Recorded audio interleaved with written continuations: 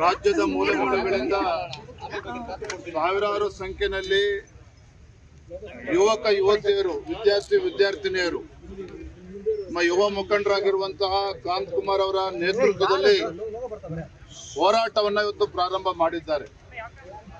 ಅವರ ಬೇಡಿಕೆಗಳು ಇದು ಕೆಪಿಎಸ್ಸಿನಲ್ಲಿ 400 ಪಶು ವೈದ್ಯಾಧಿಕಾರಿಗಳು ನೇಮಕಾತಿಯಲ್ಲಿ ಏನು ಹಗರಣ ಆಗಿದೆ, ಒಂದು ಪೋಸ್ಟ್ಗೆ 80 ಲಕ್ಷ 90 ಲಕ್ಷ ಲಂಚದ ಬೇಡಿಕೆನ ಇಟ್ಟಿರ್ತಕ್ಕಂಥದ್ದಷ್ಟೇ ಅಲ್ಲ, ನೇಮಕಾತಿಯ ಪ್ರಕ್ರಿಯೆ ಕೂಡ ಪೂರ್ಣ ಆಗಿದೆ.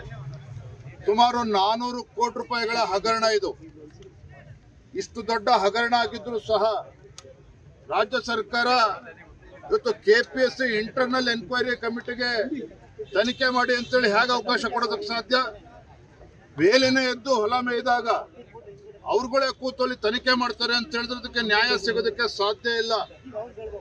ಹಾಗಾಗಿ ಏನು ಇವತ್ತು ಭ್ರಷ್ಟಾಚಾರ ನಡೆದಿದೆ ಕೆಪಿಎಸ್ಸಿನಲ್ಲಿ, PDOಗಳು ಇರ್ಬೋದು, VAಗಳಿರ್ಬೋದು, ಪಶು ವೈದ್ಯಾಧಿಕಾರಿಗಳ ನೇಮಕಾತಿ ಇರ್ಬೋದು, ಇವೆಲ್ಲ ಪ್ರಕ್ರಿಯೆ, ನೇಮಕಾತಿ ಪ್ರಕ್ರಿಯೆಯಲ್ಲಿ ಬಹಳ ದೊಡ್ಡ ಹಗರಣ ನಡೆದಿದೆ. ಇವೆಲ್ಲವನ್ನೂ ಕೂಡ ಸಂಪೂರ್ಣವಾಗಿ ನ್ಯಾಯಸಮ್ಮತವಾಗಿರುವಂತಹ ತನಿಖೆ ಆಗಬೇಕು ಅಂತ ಹೇಳಿದ್ರೆ CBIಗೆ ಕೊಡಬೇಕು ಅನ್ನುವ ಆಗ್ರಹ ಅವರು ಕೂಡ ಮಾಡ್ತಾ ಇದ್ದಾರೆ. ವಿದ್ಯಾರ್ಥಿ ಸಂಘಟನೆಗಳು, ಭಾರತೀಯ ಜನತಾ ಪಾರ್ಟಿಯು ಕೂಡ CBIಗೆ ತನಿಖೆ ಕೊಡಬೇಕು ಅಂತ ಆಗ್ರಹ ಪಡಿಸ್ತಾ ಇದ್ದಾನೆ.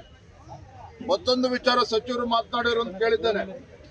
ಕೆಲವರೆಲ್ಲ ನಮ್ಮ ಸರ್ಕಾರ ಇದ್ದಾಗ ನೇಮಕಾತಿ ಆಗಿದೆ ಅಂತೇಳಿ ನೋಡಿ, ಭ್ರಷ್ಟಾಚಾರಕ್ಕೆ ಯಾವುದೇ ಸರ್ಕಾರದಲ್ಲಿ ಕೆಪಿಎಸ್ಸಿ ಮೆಂಬರ್ಸ್ ನೇಮಕಾತಿ ಆಗಿರ್ಲಿ, ಭ್ರಷ್ಟಾಚಾರನೇ. ಯಾಕೆ ರಾಜ್ಯ ಸರ್ಕಾರ ಮೀನಾಮೇಷ ನೋಡ್ತಾ ಇದೆ?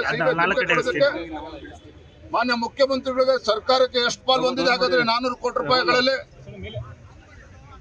ಹಾಗಾಗಿ ವಿದ್ಯಾರ್ಥಿ ಜೀವನ ಜೊತೆ ಏನು ಚೆಲ್ಲಾಟ ಆಡ್ತದೆ ಕಾಂಗ್ರೆಸ್ ಸರ್ಕಾರ, ಇದಕ್ಕೆ ಇತಿಶ್ರೀ ಆಡಬೇಕು ಅಂತ ಹೇಳಿದ್ರೆ, ಭ್ರಷ್ಟಾಚಾರಕ್ಕೆ ಇತಿಶ್ರೀ ಆಡಬೇಕು ಅಂತ ಹೇಳಿದ್ರೆ ಕೆಪಿಎಸ್ಸಿನಲ್ಲಿ ಸುಧಾರಣೆಗಳನ್ನು ತರಬೇಕಾಗ್ತದೆ. ಸದನದಲ್ಲಿ ಸಮಗ್ರವಾಗಿ ಚರ್ಚೆನೂ ಕೂಡ ಆಗ್ಬೇಕಾಗುತ್ತೆ.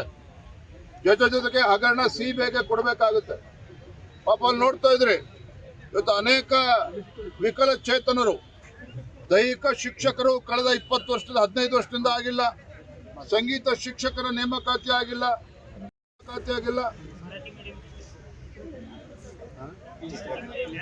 PSTR ಟೀಚರ್ಸ್ ಕೂಡ ನೇಮಕಾತಿ ಆಗಿಲ್ಲ.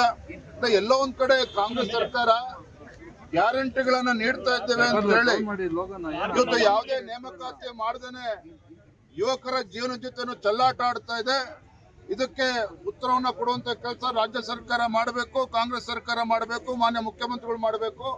ಹಾಗಾಗಿ ನಾವು ಕೂಡ ಇವತ್ತು ಬಂದು ಏನು ವಿದ್ಯಾರ್ಥಿಗಳು ಯುವಜನತೆ ಪ್ರತಿಭಟನೆಯನ್ನ ಪ್ರಾರಂಭ ಮಾಡಿದ್ದಾರೆ, ಬೆಂಬಲವನ್ನು ಕೂಡ ಕೊಟ್ಟಿದ್ದೇವೆ.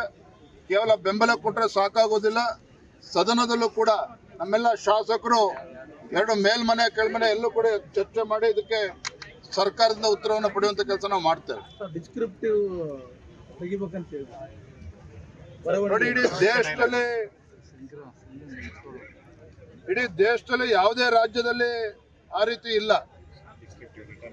ಡಿಸ್ಕ್ರಿಪ್ಟಿವ್ ರಿಟರ್ನ್ ಎಕ್ಸಾಮ್ಸ್ ಎಲ್ಲೂ ಕೂಡ ಇಲ್ಲ.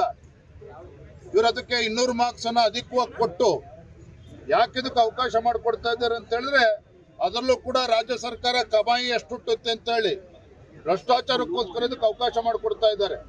ಇಡೀ ದೇಶದಲ್ಲಿ ಯಾವುದೇ ರಾಜ್ಯದಲ್ಲಿ ಇರ್ತಕ್ಕಂಥ ವ್ಯವಸ್ಥೆಯನ್ನ ನಮ್ಮ ರಾಜ್ಯದಲ್ಲಿ ಯಾಕೆ ತರಕೊಟ್ಟಿದ್ದಾರೆ? ಭ್ರಷ್ಟಾಚಾರ ಬಿಟ್ರೆ ಏನೂ ಕೂಡ ಇದ್ರಲ್ಲಿ ಉದ್ದೇಶ ಇಲ್ಲ. Thank you.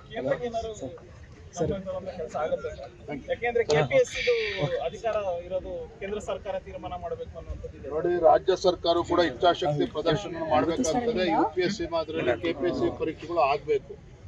ರಾಜ್ಯ ಸರ್ಕಾರ ಕೂಡ ಮುಂದೆ ಬರ್ಬೇಕು. ನೋಡ್ತೇನೆ, ಹೋಗಿ ಮಾತಾಡ್ತೇನೆ, ಏನು ಗೊತ್ತಿಲ್ಲ, ನೋಡಿ ಮಾತಾಡ್ತೀನಿ. Thank you.